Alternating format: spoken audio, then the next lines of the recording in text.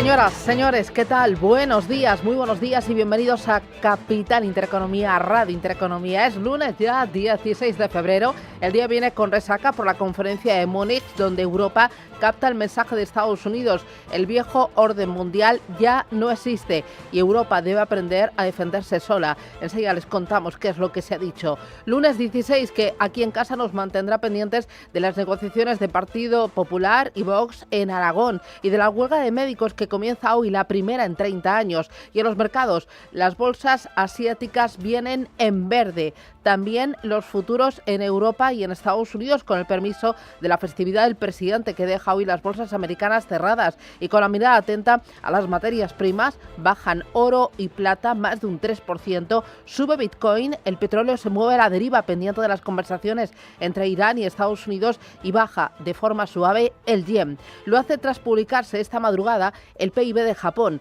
Evita la recesión, pero el repunte del cuarto trimestre no cumple las expectativas.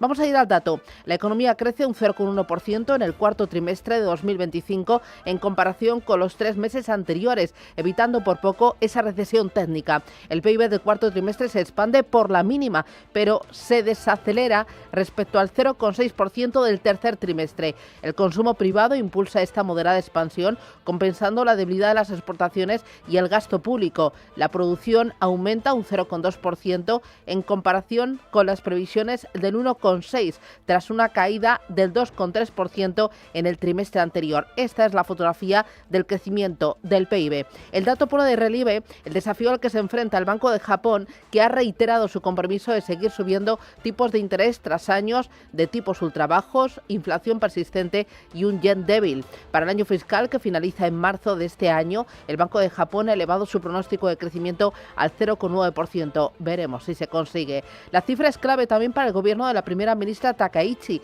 que debe torear la confianza de los japoneses y la demanda interna, lastradas por el alto coste de la vida. La administración de Takaichi se prepara para aumentar la inversión a través de más gasto público para apuntalar el consumo y revitalizar el crecimiento económico. Los datos también llegan mientras que Japón está trabajando con Estados Unidos, su segundo socio comercial más importante, en un compromiso de inversión de 550.000 millones de dólares en el marco de su acuerdo comercial con Washington. Justo el viernes en Estados Unidos se va a publicar el informe preliminar del PIB del cuarto trimestre, junto con el PCE de diciembre, que es uno de los datos, Rubén Gil, que vigila la Reserva Federal. Buenos días. Buenos días, y que van a marcar el futuro de los tipos de interés en Estados Unidos. Van a ser las principales referencias para los inversores esta semana, en una semana en la que también vamos a tener cifras de inflación en otros países como Alemania, Francia, Reino Unido y también en Japón, tras ese dato de PIB que comentabas que hemos conocido esta mañana. Además, importante, el miércoles se publican las actas de la última reunión de la Reserva Federal. Por el lado empresarial, vamos a tener resultados de Walmart, de Buy System, de Antofagasta, Alibaba, Danone o Airbus.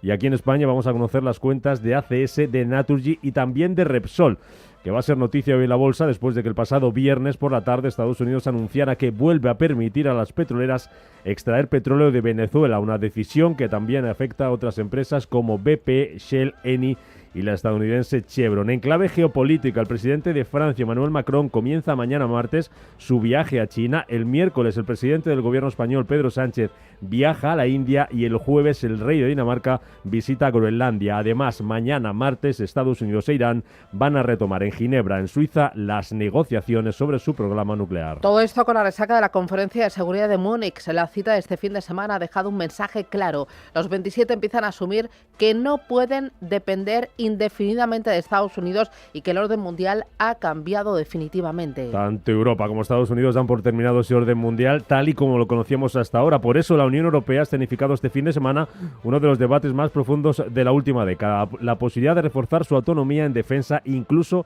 abriendo la puerta a explorar un paraguas nuclear propio. Hemos entablado un diálogo estratégico, obviamente, con la canciller, pero también con algunos líderes europeos, y creo que este diálogo es importante en sí mismo, pero también porque es la forma de articular la disuasión nuclear en un enfoque holístico de la defensa y la seguridad, y es una forma de crear convergencia en nuestro enfoque estratégico y nuestra cultura estratégica. in our strategic approach and strategic culture. Así lo anunciaba en Múnich el presidente francés Emmanuel Macron en este contexto de incertidumbre internacional y dudas sobre ese compromiso de Estados Unidos con la seguridad de Europa, que ha hecho que varios líderes hayan planteado la necesidad de que la Unión Europea asuma un papel mucho más activo en su propia defensa. La presidenta de la Comisión, Ursula von der Leyen, aseguraba en esa conferencia que ha llegado el momento de activar la cláusula de defensa mutua y avanzar hacia una Europa más fuerte y cohesionada en materia militar. Creo que ha llegado el momento de dar vida a la cláusula de defensa mutua de Europa. La defensa mutua no es una tarea opcional para la Unión Europea, es una obligación. En el encuentro también participaba Estados Unidos. Lo hacía con el secretario de Estado estadounidense, Marco Rubio, que aprovechaba su intervención para lanzar críticas a las políticas migratorias de Europa y también a la ONU, aunque al mismo tiempo tendía la mano a los aliados europeos para restaurar juntos el orden mundial. Bajo la presidencia de Trump, los Estados Unidos de América volverán a asumir la tarea de renovación y restauración y estamos preparados para hacerlo solos si es necesario. Sin embargo, preferimos y esperamos hacerlo junto con ustedes, nuestros amigos aquí en Europa. Rubio, que viaja hoy a Budapest, donde se va a reunir con la cúpula del gobierno del primer ministro Viktor Orbán, el principal aliado de Trump ahora mismo en Europa. Y entre las últimas en intervenir ayer domingo, la presidenta del Banco Central Europeo, Christine Lagarde, señalando que el cambio de actitud de Trump con Europa y sus políticas al frente de la Casa Blanca han hecho despertar a Europa, han servido, dice, para unir más a los países europeos. Europa crece en tiempos de crisis, Europa es más fuerte y mejora cuando se une en tiempos de crisis. Has mencionado dos crisis, yo añadiría una tercera, que es la patada en el trasero que recibimos como resultado del cambio de actitud del presidente Trump hacia Europa. Con todo ello, los futuros arrancan la semana estables, pero en medio de muy poca actividad. Gran parte de Asia está cerrada por festivo y sobre todo sin negociación hoy en Wall Street de Villanueva. Buenos días. Pues sí, muy buenos días, Susana. La semana arranca, como dices, con poca actividad y con unos inversores que además buscan oportunidades para hacerse con beneficios. Los futuros de Wall Street, los del S&P 500, están abiertos y apuntan aún así un avance del 0,11% hasta los 6.858 puntos después, recordemos, de lo que era el dato esperado de inflación en Estados Unidos, moderado, aunque aún así constata ese escenario de recortes de tipos y es lo que ha estado haciendo avanzar al mercado de bonos, donde veíamos la caída en la rentabilidad del Treasury a 10 años hasta el 4,05% y viendo como en el mercado de divisas el dólar se ha situado en los 96,96 unidades, perdiendo los 97 que llegaba a superar, y todo por supuesto en una jornada donde decimos hay poca actividad porque no solamente estamos huérfanos del principal mercado del mundo, China. La China continental se ha ido de vacaciones hasta el próximo día 23, pero también está cerrado Corea del Sur y Taiwán. Esto es lo que hace que haya bastante tranquilidad en los mercados y donde, por supuesto, lo que vemos es como el oro, aprovechando a unos inversores que recogen beneficios, pierde el 1% por debajo de los 4.987 dólares. Como decías, hoy Japón es protagonista tras el dato de PIB con el que evita la recesión, pero decepciona el avance de su economía en la recta final del año. Avanza por la mínima hasta los 56.985 puntos.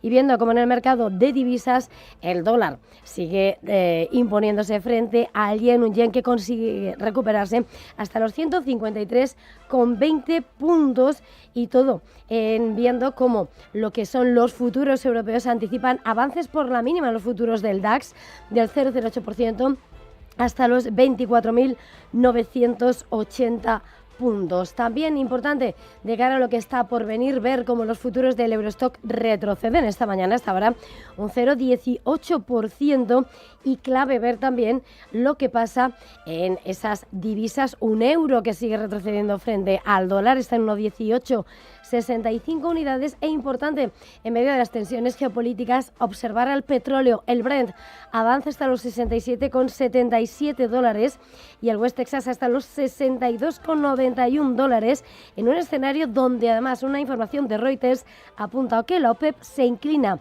hacia una reanudación del aumento de la producción de petróleo a partir del mes de abril. Son las 7:10, 6:10 en Canarias. El lunes nos trae más noticias. Pedro Sánchez presenta este lunes el nuevo Fondo Soberano España Crece. Hugo Alonso, buenos días. Buenos días. Este fondo estará dotado con 10.500 millones de euros y tendrá como objetivo movilizar 120.000 millones de euros en deuda privada en sectores como vivienda, energía, digitalización, inteligencia artificial o reindustrialización, además de mantener el impulso inversor de los fondos europeos asociados al plan de recuperación. El Eurogrupo se reúne para abordar el papel del euro y retomar las conversaciones sobre los eurobonos. Los ministros de Economía y Finanzas de la Eurozona retoman hoy sus conversaciones para reforzar el papel internacional del euro como forma de garantizar la soberanía monetaria de la divisa común. También pondrán sobre la mesa la posible emisión de deuda conjunta como instrumento para reforzar el peso de la Unión Europea en los mercados internacionales. El Gobierno y los sindicatos, comisiones obreras y UGT firman el acuerdo para subir el salario mínimo interprofesional, que subirá este año un 3,1% hasta 1.221 euros brutos mensuales en 14 pagas. Un evento que contará con la presencia del presidente del Ejecutivo, Pedro Sánchez, pero con la ausencia de la COE, que no se ha sumado a este acuerdo. En paralelo, el Ministerio de Seguridad Social se vuelve a reunir este lunes con patronal y sindicatos para hablar de las bajas laborales.